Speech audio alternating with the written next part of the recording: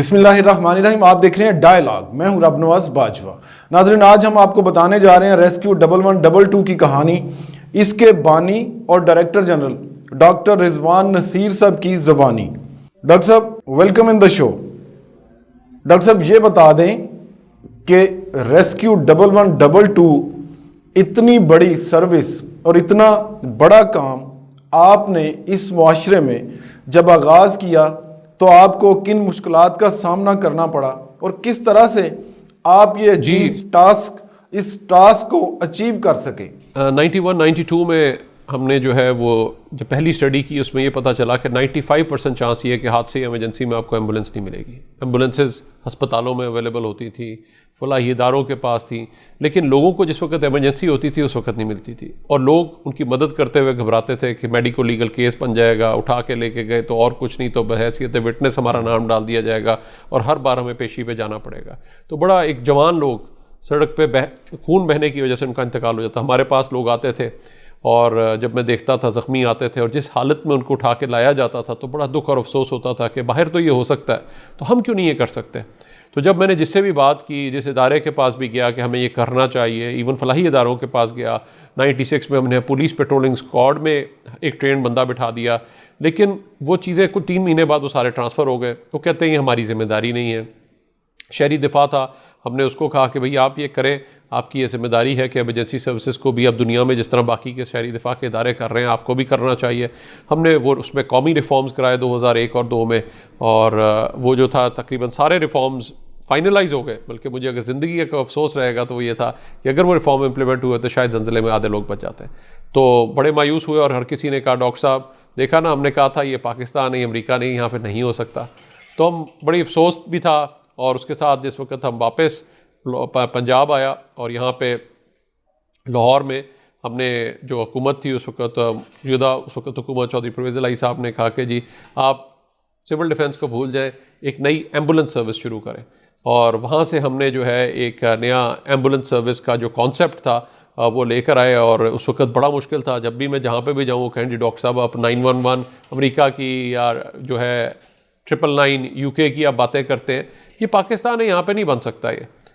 तो मैं भी कभी सोचता था शायद मैं गलत हूँ। तो हमने एक प्रोजेक्ट डिज़ाइन किया 14 एम्बुलेंसेस के साथ, 200 रेस्क्यू वर्कर्स के साथ। और मुझे याद है ना दफ्तर था ना कुछ और था। एक हमने सिहाला में पुलिस में काफ़ी सारी ट्रेनिंग्स कराई हुई थी, तो हमें उस वक्त एलीट पुलिस का हमें स्कूल मिल गया। उस वक्त वहाँ पर ट्रेनिंग नहीं चल रही थी। तो हमने किस तरीके से पहले जो बैच को 200 लोगों को हमने जो है वो ट्रेनिंग का आगाज़ किया, 200 लोग रखे। ये बता दें कि रेस्क्यू के अमले की ट्रेनिंग आपने कहाँ से दिलवाई और इसके जो मास्टर ट्रेनर तैयार करने थे वो कहाँ से तैयार करवाए गए?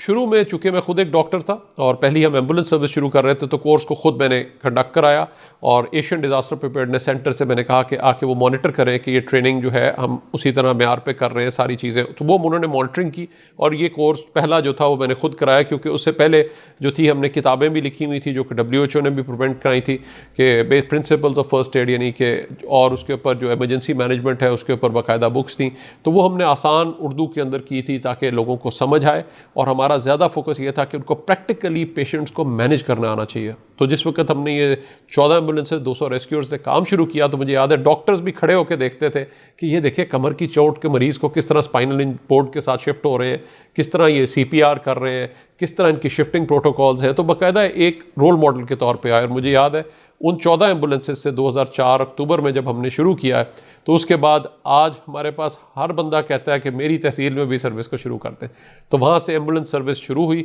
और आज उसी एम्बुलेंस सर्विस ने 90 लाख से ज़्यादा लोगों को रेस्क्यू किया और अपना ऑस्ट रिस्पॉन्स टाइम 7 मिनट बरकरार रखा है। डॉक्टर साहब, लाहौर में इस सर्विस के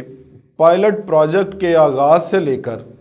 अब तक ये कितने इजला और कितनी तहसीलों तक ये सर्विस फैल चुकी है? जी, हमारी जो सर्विस थी जहाँ पे लाहौर से हमने पायलट प्रोजेक्ट शुरू किया और उसके बाद वो जो है सारे पहले बड़े शहरों में गई, 12 बड़े शहरों में, फिर सारे अजला में उसका एक्सपेंशन हुई और उसके बाद अब तहसील की सतह पर उसकी एक्सपेंशन जारी है। इस साल तक सारी तहसीलों में भी जो है वो इमरजेंसी सर्विस पहुँच जाएगी। उसके बाद हमारा एक जो हुआ 2004 में हमने अक्टूबर में शुरू की, 2005 में अक्टूबर में ज़लज़ला आया और हमने जब बेबसी देखी कि रेस्क्यू के अंदर कोई रेस्क्यू करने का निज़ाम नहीं था, बाहर से टीमें आ रही थी, लोग मुसीबत में फंसे हुए थे, तो हमने इस चैलेंज को भी एक्सेप्ट किया और 2006 में हमने अक्टूबर 2006 में पहली डिज़ास्टर इमरजेंसी रिस्पांस टीम बनाई। और अब चैलेंज ये था कि हम इस टीम को किस तरीके से ट्रेन करें। तो उसके बाद जो हमारा programme for enhancement of emergency response था, उसमें बाहर से ट्रेनर्स जो थे उनके साथ मिल के हमने अपनी रेस्क्यू टीम की ट्रेनिंग को आगाज़ किया, वो इक्विपमेंट लिया और उसके साथ साथ ना सिर्फ ये बल्कि हमने देखा कि अब हम इसको इंटरनेशनल मेयार को इंश्योर करना है, तो हम जो हादसात पे जाते थे उस पर जायज़ा लेते लेते फाइनली हमने 2015 में हमने जब बेसिक सारी एक वो स्टैंडर्ड को अचीव कर लिया तो हमें UN से रजिस्ट्रेशन मिली। और फिर पाकिस्तान को ये एजाज़ की बात है कि 2019 में अक्टूबर में जो है हमारी पहली टीम थी जिसको कि UN ने, अक़वाम मुत्तहिदा ने सर्टिफाई किया पूरे जनूबी एशिया में। और ये पाकिस्तान के लिए बहुत बड़ी एजाज़ की बात थी कि पाकिस्तान की सर्च एंड रेस्क्यू टीम जो है वो हमारी जो इमरजेंसी सर्विसेज एकेडमी की टीम है उसको पहली बार अक़वाम मुत्तहिदा की जो है UN सर्टिफिकेशन मिली। आपने बताया कि 14 गाड़ियों से आपने आगाज़ किया,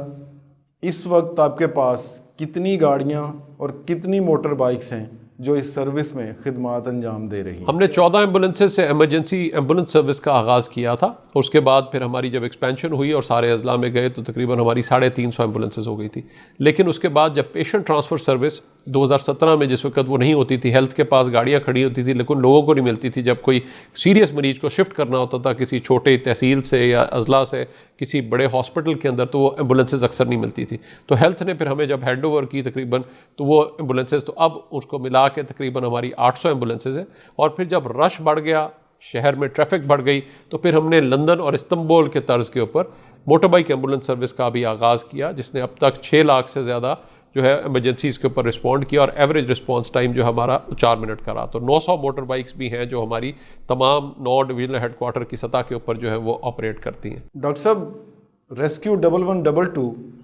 किस तरह की आफात के लिए ट्रेनिंग इनको दी गई है और ख़ुसूसन आग के हवाले से उस पर काबू पाने के सिलसिले में इन लोगों का क्या किरदार है, क्या तरबियत है, और जो माजी की फायर फाइटिंग जो फायर ब्रिगेड हुआ करते थे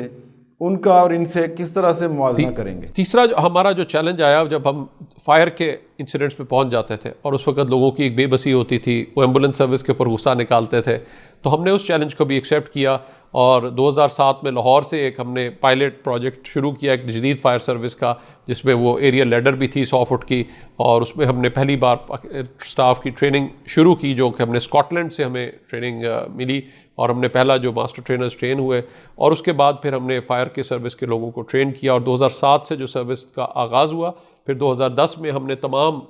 जो सिटीज़ थे अजला में उसको फायर सर्विस को एक्सपैंड हुई। आज उस फायर सर्विस ने 1,55,000 फायर इंसिडेंट्स पे रिस्पॉन्ड किया और अब तक 450 अरब से ज़्यादा के नुकसानात जस्ट बाय बचा चुके हैं, just by timely response and professional fire fighting.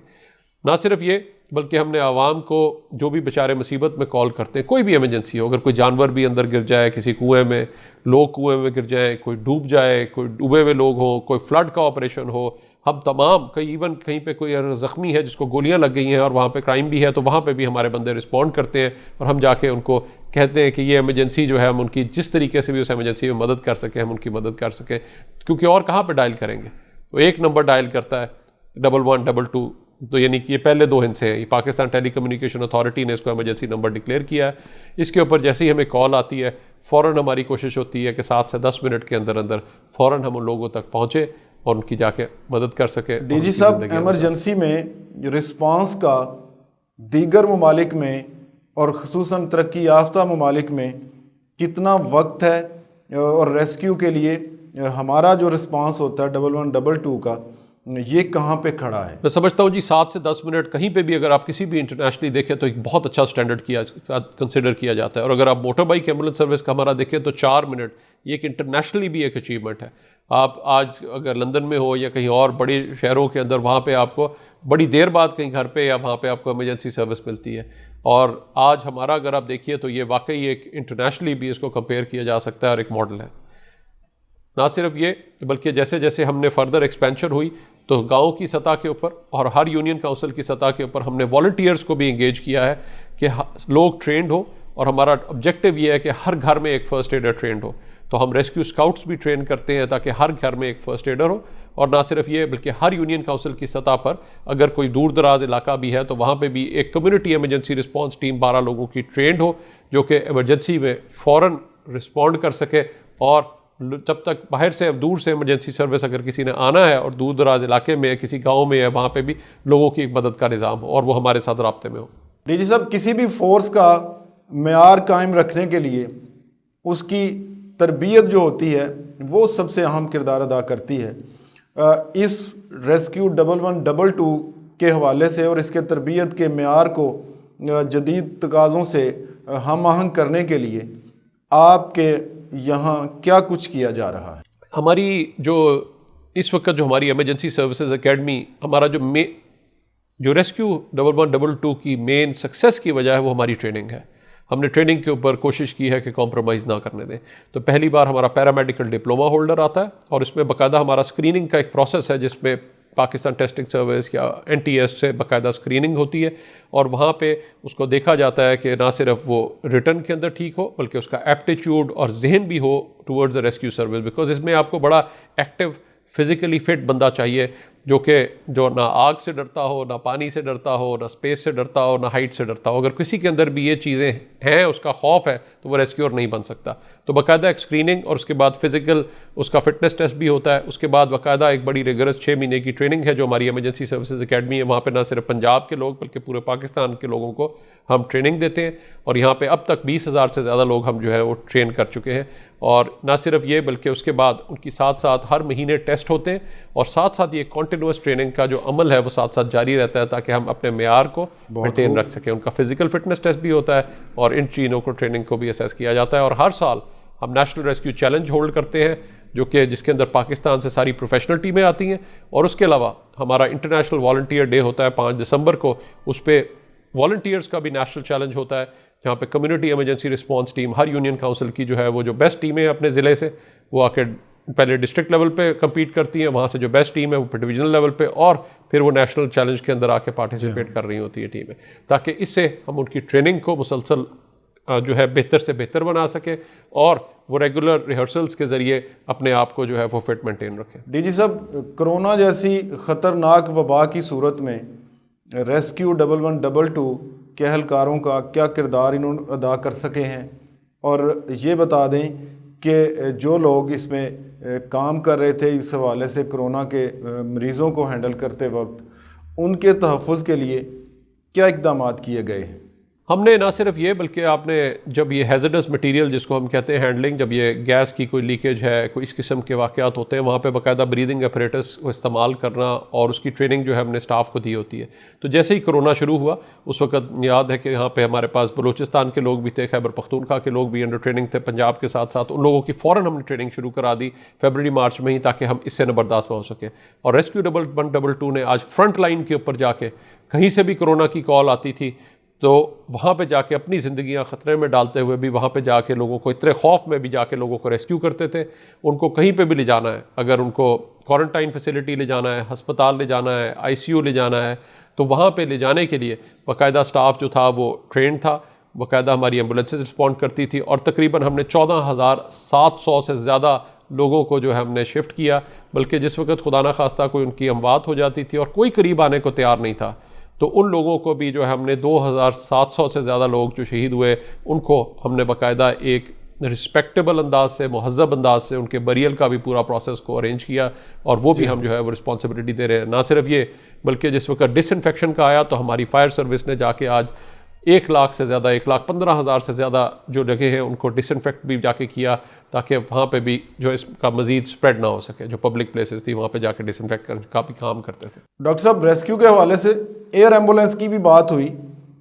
इस बारे में क्या किया गया है अभी तक? जी, एयर एम्बुलेंस भी बिल्कुल इनकी ज़रूरत एयर एम्बुलेंस की ख़ास तौर पे बनती है जो शहर से ज़्यादा बाहर के इलाके हैं, जिस तरह साउथ ऑफ पंजाब हो गया, बलूचिस्तान का एरिया हो गया, जहाँ पे बहुत दूर दराज इलाके हैं, वहाँ पे मुमकिन नहीं होता। ऑस्ट्रेलिया में आप देखते हैं कि एयर एम्बुलेंस का इस्तेमाल होता है कि वहाँ पे फासले बहुत ज़्यादा हैं। तो जहाँ पे ऐसी जगह है, अभी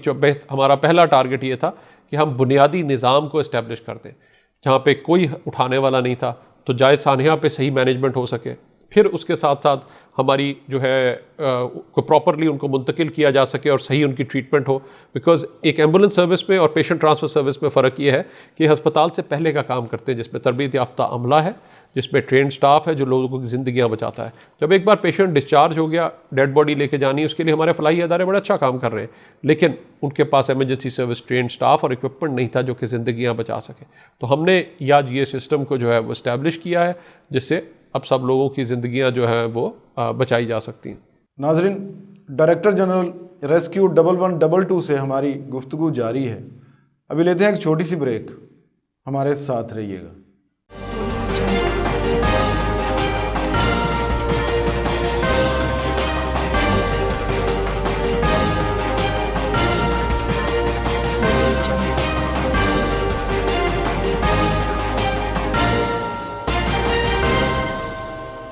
वेलकम बैक नाजरीन। बात हो रही है director general rescue 1122 doctor Rizwan Naseer साहब से। डॉक्टर साहब, ये सर्विस आपने पंजाब में तो बड़ी कामयाबी से चल रही है, ये बता दें कि बाकी सूबों में, मुल्क के दूसरे हिस्सों में इस सर्विस को एक्सपेंड करने के हवाले से अब तक क्या इक़दाम किए गए? पंजाब में हमने इस पायलट प्रोजेक्ट को शुरू किया और उसके बाद हमारा ये था कि जहाँ पे आज पंजाब में सर्विसेज मिली हैं, पूरे पाकिस्तान के लोगों को ये एहसास तहफ़्फ़ुज़ हो कि दिन हो चाहे रात, आंधी हो चाहे तूफ़ान, ज़लज़ला हो चाहे आग, एक नंबर वो डायल करेंगे तो उनकी मदद के लिए एक सर्विस होनी चाहिए। तो हमने इसी जज्बे के साथ पहले खैबर पख्तूनख्वा में सर्विस को जो हेल्प किया और वहाँ पे उनके लिए सारे अमल को इस्टेब्लिश करके, एक पूरा सिस्टम को वहाँ पे उनको इस्टेब्लिश करके दिया, उनके लोगों की ट्रेनिंग को किया। आज वहाँ पे भी पूरे ज़िले की सतह के ऊपर जो है वो एक्सपेंशन इस वक्त जारी है। इसी तरह से खैबर पख्तूनख्वा के बाद हमने गिलगित बल्तिस्तान को जो है वो हेल्प किया। AJK में सिस्टम को हमने वहाँ पे लोग ट्रेन करके भेजे, अल्लाह करे कि वो भी एक मुनज़्ज़म निज़ाम बना ले। इसी तरह बलूचिस्तान में जब उन्होंने एक MERC प्रोजेक्ट था, उसमें जब उनको हेल्प की ज़रूरत थी तो हमने उनके भी लोगों को ट्रेन किया ताकि जितने हाईवेज़ हैं वहाँ पे जो हादसात होते हैं उससे नबरदाज़मा हो सके। अल्लाह करे कि सिंध में भी ऐसा निज़ाम जो है वो जल्द बन जाए ताकि पूरे पाकिस्तान के लोगों को ये एहसास तहफ़्फ़ुज़ हो कि एक नंबर वो डायल करेंगे तो तरबियत याफ्ता अमला उनकी मदद के लिए फ़ौरन पहुँचेगा। डॉक्टर साहब, आपने बड़ी अच्छी ख्वाहिश का इजहार किया है कि हमारे यहाँ हर 10वें और हर इससे भी मैं तो चाहूँगा कि ज़्यादा से ज़्यादा लोग इस तरह की तरबियत हासिल कर सकें। तो जानना मैं ये चाहता हूँ कि आपका अदारा लोगों को रेस्क्यू की इब्तदाई इमदाद के हवाले से तैयार करने के लिए क्या किरदार अदा कर सकता है? जब हमने एमरजेंसी सर्विसेज का एक निज़ाम पूरे ज़िले की सतह पर बना लिया तो हमने देखा कि जो दूर दराज इलाके हैं उनको इफ़ेक्टिवली कवर करने के लिए हमें वॉलंटियर ट्रेन करने की ज़रूरत थी। तो हमने स्काउट्स, जिस तरह हमारी एक मूवमेंट होती थी, उसको हमने बाकायदा शुरू किया और रेस्क्यू स्काउट्स को जो है और लड़कियों में भी गर्ल गाइड्स को भी हमने उनके साथ मिल के बाकायदा एक ट्रेनिंग का अमल किया शुरू, ताकि हर घर में एक फ़र्स्ट एडर ट्रेंड हो। आज हम 10 लाख से ज़्यादा लोगों को जो है ये मैसेज पहुंचा चुके हैं। और ना सिर्फ ये, बल्कि हम एक नई ऐप अब लॉन्च कर रहे हैं की है हमने, जिसके ज़रिए ये अब कोई भी बंदा जाके RCC ऐप है, जिस तरह पहले NCC होती थी, इस तरह रेस्क्यू कैडेट कोर की ऐप है, वो अगर आप डाउनलोड करें तो उस पर ही वीडियो पे आप ऑनलाइन ट्रेनिंग ले सकते हैं। आपके इलाके के अंदर हर टाउन में और हर तहसील की सतह पर एक रेस्क्यू स्टेशन मौजूद है, वहाँ पे जाके आप रब्ता कर सकते हैं। वहाँ पे आपकी हैंड्स ऑन वो प्रैक्टिस कराएंगे। जब वो आपकी देख लेंगे कि आपने ये प्रैक्टिस हासिल कर ली है और आपने एग्ज़ाम आपका ऑनलाइन ही फ़ोन के ऊपर आप अपना एग्ज़ाम दे सकते हैं, और जब आपने कर लेंगे तो आपको बाकायदा सर्टिफिकेट भी दिया जाएगा। तो मैं लोगों से भी अपील करूँगा कि आज जहाँ पे हम 3000 से ज़्यादा इमरजेंसीज डेली मैनेज करते हैं, 27 लाख से ज़्यादा ट्रैफिक हादसा हम मैनेज कर चुके हैं, 1.5 लाख से ज़्यादा हमने फायर के इंसिडेंट्स को मैनेज किया है। मैं लोगों से अपील करूँगा कि रेस्क्यू का साथ दें ताकि हम सब लोग मिलकर एक सेहतमंद और महफूज माशरा बना सकें, जहाँ पे हम महफूज अंदाज से रह सकें, काम कर सकें और सफ़र कर सकें। जहाँ पे हमें कल सुबह ये पता चले कल कोई इमरजेंसी नहीं हुई, हमें ज़्यादा खुशी तब होगी। हमारी कोशिश ये है कि हम वॉलंटियर्स के साथ मिलकर हर घर में एक फ़र्स्ट एडर हो, जाके कोई भी इमरजेंसी हो तो फ़ौरन उससे नबरदाज़मा हो सके। अगर खुदा न खास्ता कोई बड़ा सानिया हो तो आवाम भी हमारे साथ मिलकर काम कर सके, और जिस तरह का ज़लज़ला आया या उस तरह की खुदा न खास्ता कोई भी बड़ी आफत आती है तो उसमें हम बेहतर तरीके से उससे नबरदाज़मा हो सके। लेकिन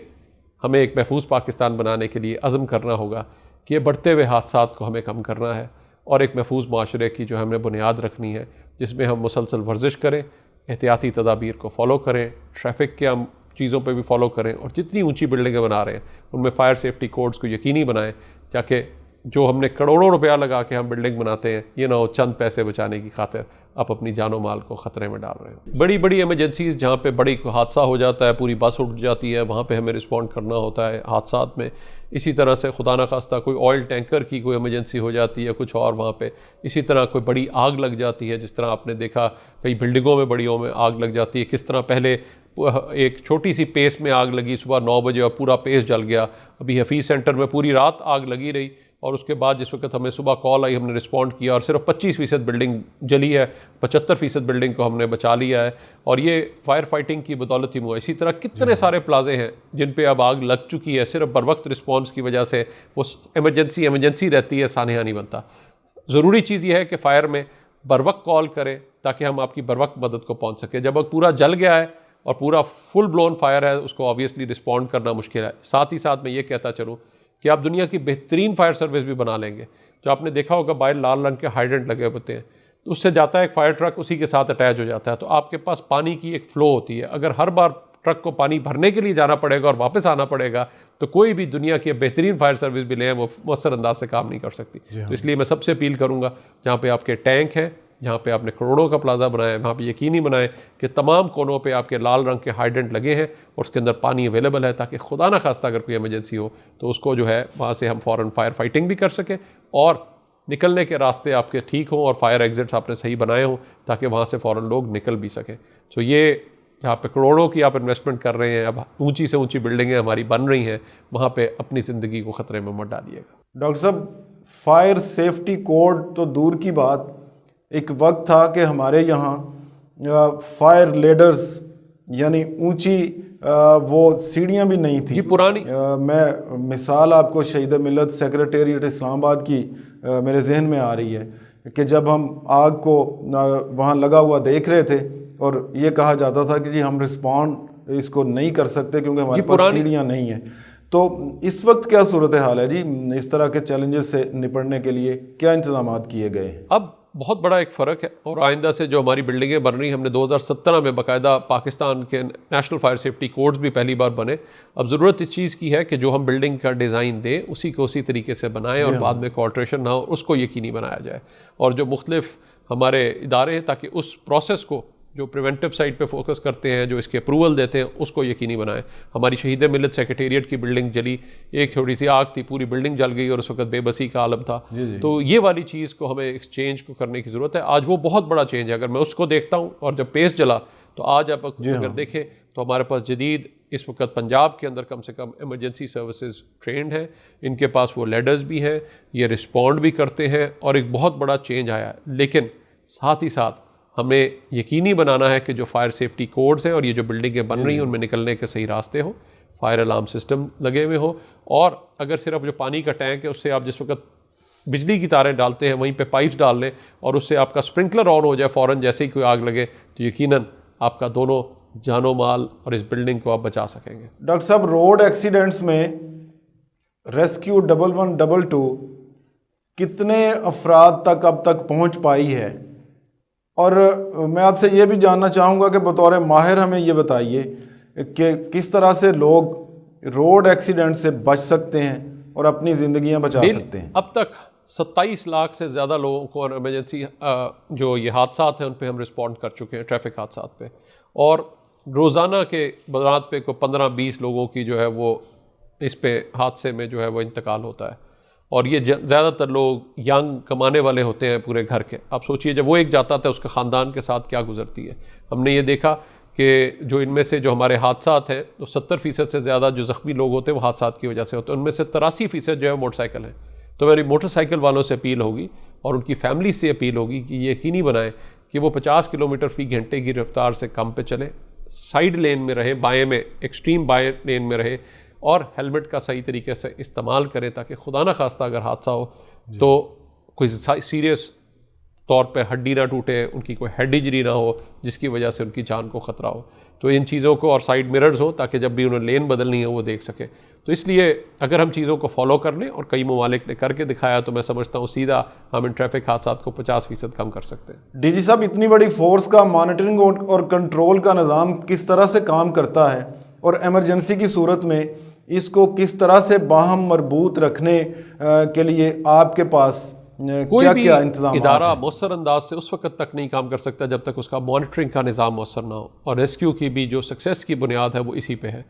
कि हमारी चाहे वो व्हीकल्स हो उनको बाकायदा सैटेलाइट बेस्ड ट्रैकिंग सिस्टम के ज़रिए ट्रैक किया जाता है, जितनी कॉल्स हैं उनको रिकॉर्ड किया जाता है, और हमारे प्रोविंशियल मॉनिटरिंग सेल से बाकायदा हम देखते हैं कि वहाँ पे हमारा कंट्रोल रूम जिसमें कॉल आनी है वो अगर एक्टिव है पहले हम उसको मॉनिटर करते हैं, जितनी हमारी एमरजेंसीज पे रिस्पॉन्स होता है उनको थ्रू व्हीकल ट्रैकिंग सिस्टम उनको मॉनिटर किया जाता है, जितनी कॉल्स हैं उनको साथ मॉनिटर किया जा सकता है, ताकि हम मौसर अंदाज से जो है इन एमरजेंसीज़ को रिस्पॉन्ड करके ना सिर्फ ये बल्कि आवाम की सहूलत के लिए हमें कॉल्स आती थी, कोई लेबरर काम कर रहा है, कोई दूसरे सूबे से आके यहाँ पे काम कर रहा है, उसका बेचारे का हादसा हो जाता था, उसके पास कोई आइडेंटिफिकेशन नहीं थी, उसके फिंगरप्रिंट्स भी नहीं होते थे, उनका भी हम डेटा इकट्ठा करते हैं और आज 1192 जो है उसके ऊपर वो नंबर पे डायल कर सकते हैं और वहाँ पे अगर उसकी तफसील लिखा दे और अगर हमें ऐसा कोई मिलता है अनआइडेंटिफाइड बंदा जिसके पास उस वक्त कोई शनाख्त नहीं है तो हम उनकी इन्फॉर्मेशन उनको दे देते हैं और बहुत सारी फैमिलीज़ को हमने रीयूनाइट भी किया है। तो इसलिए ये भी लोगों को एक याद रखना चाहिए ताकि कोई भी खुदा ना खास्ता अगर आपका कोई जानने वाला है, कोई एक शहर से दूसरे शहर बिज़नेस के लिए गया है, काम के लिए गया है या सफ़र कर रहा था और आपका राब्ता नहीं हुआ, इस नंबर पे उनकी इन्फॉर्मेशन दें ताकि अगर हमें कोई ऐसा बंदा मिले हम आपके साथ फार्म में वापस उनको रीयूनाइट करा सकें। डीजी साहब, रेस्क्यू 1122 के वर्कर्स का मेयार, मोराल और एफिशिएंसी को बरकरार रखना